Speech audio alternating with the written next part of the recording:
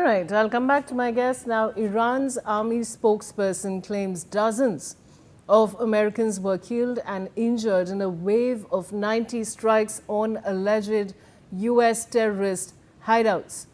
The statement also warns the U.S. and Israel to expect harsher, more crushing attacks in the coming days.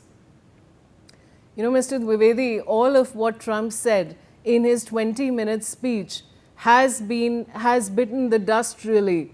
What do you have to say? I personally feel that soon, as far as Operation Epic Fury and as far as Israel's Lion Roar and Lion Rising is concerned, the process, the initial process of what do you call shock and awe and bombing the targets and missiling the targets in Iran, both civilian and the nuclear installations, that will soon come to an end.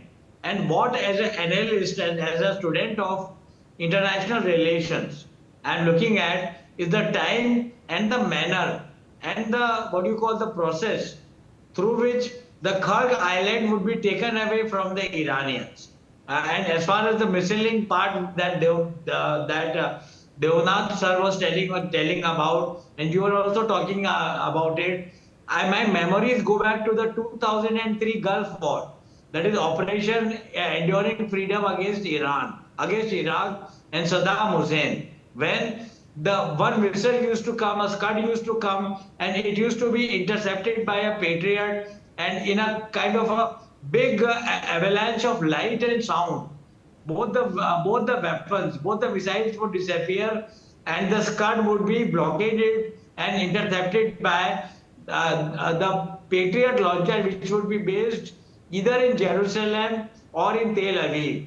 So that kind of a spectacular sport is still continuing. But I see that along with this counter missiling, which is going on between US and Israel and what do you call Israel and Iran, between Israel and Iran. After that, the paratrooping onslaught, the parachuting onslaughts of the blue berets would occur, wherein some of the soldiers would come down to the Kharg island and they will hold the perimeter for as long as possible so that they would be able to deliver a lasting and a culminatory blow to the Iranian capacity to continue with the war, because as we know, around 90% of the Iranian oil exports are located both as sources of oil and also as refineries in the Kharg island.